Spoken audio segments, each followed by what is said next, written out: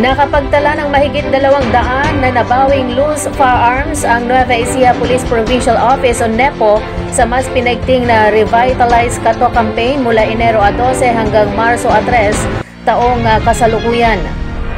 Dahil dito ang Nueva Ecija Police ang nakapagtala ng pinakamataas na bilang na nailagak na loose firearms sa pangalaga ng pulisya sa Region 3 na umabot sa 230.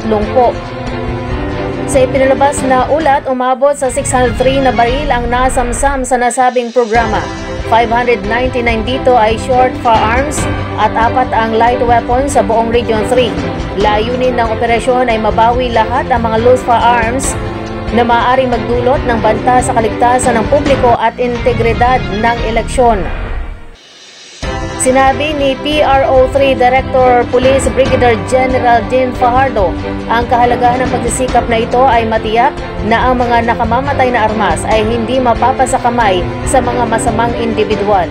Ang tagumpay ng kampanyang ito, lalo na sa Nueva Ecija, ay sumasalamin sa matatag na pangako sa kaligtasan ng publiko. Kasabay ang paghimok nito sa mga komunidad na manatiling mapagbantay at iulat ang anumang mga ilegal na baril upang makatulong na mapanatili ang kapayapaan at kaayusan sa rehiyon. Ang Revitalize Katok Initiative ay bahagi ng mas malawak na diskarte ng PNP para pigilan ang karahasan na may kaugnayan sa halalan na nagpapatibay sa mandato nito na itaguyod ang batas at kaayusan sa buong Central Luzon.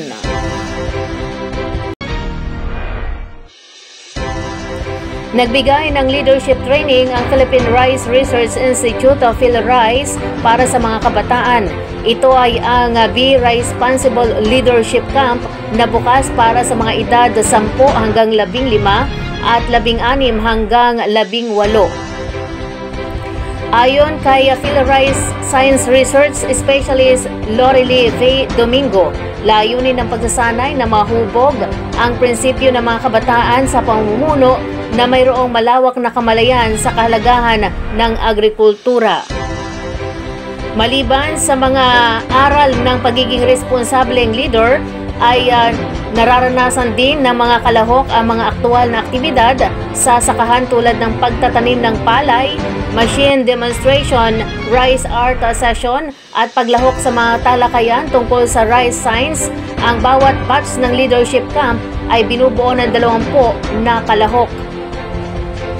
Kamakailan ay 20 student leaders mula sa lungsod ng Agham ng Muñoz ang naging bahagi ng Be Responsible Leadership Camp na ginanap sa Rice Park na matatagpuan sa loob ng compound ng PhilRice.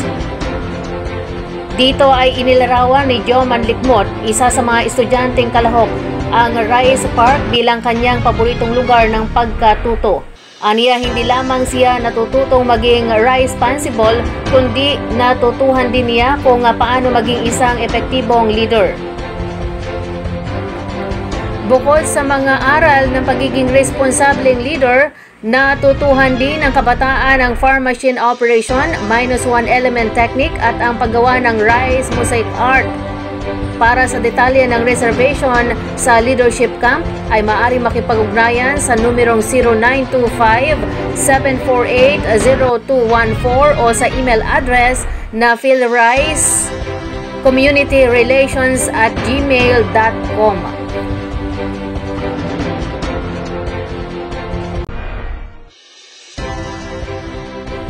May bago ng silid-aralan sa Kalabundian Elementary School o CES na matatagpuan sa Cabanatuan City, Nueva Ecija. Ito ay matapos makumpleto ng Department of Public Works and Highways o DPWH ang isang 437 square meter, 2-story 4 classroom building doon. Sinabi ni DPWH Nueva Ecija 2nd District Engineer Robert J. Panaligan na ang paaralan ay madalas na nakakaranas ng pagbaha kahit na sa panahon ng katamtamang pag-ulan lamang, na siya namang nakakagambala sa mga klase at pagkasira ng mga educational materials ng mga estudyante. Binigyang diin ni OIC Assistant District Engineer na si Leonora Cruz ang kahalagahan ng proyekto na idiniin na ang isang magandang kapaligiran sa pag-aaral ay mahalaga para sa kalidad ng edukasyon. Idinagdag niya na ang inisyatiba na ito ay nakakatulong na magbigay ng katatagan para sa mga mag-aaral ng CES. Samantala, nagpasalamat naman si School Head Girly Sakdal sa bagong pasilidad. Nabanggit niya na ang mga silid-aralan na nilagyan ng mga blackboard, ceiling fan at mahalagang tampok sa kaligtasan tulad ng fire exit at fire safety equipment ay nag-aalok ng komportable at secure na espasyo para sa mga mag-aaral na nagpapahintulot sa kanila na tumuon sa kanilang pag-aaral. Ang 14.7 million pesos na proyekto na pinondohan sa pamagitan ng Basic Educational Facilities Fund ng Department of Education ay nagpapalakas sa kapasidad ng paaralan na magbigay ng dekalidad na edukasyon sa isang ligtas na kapaligiran.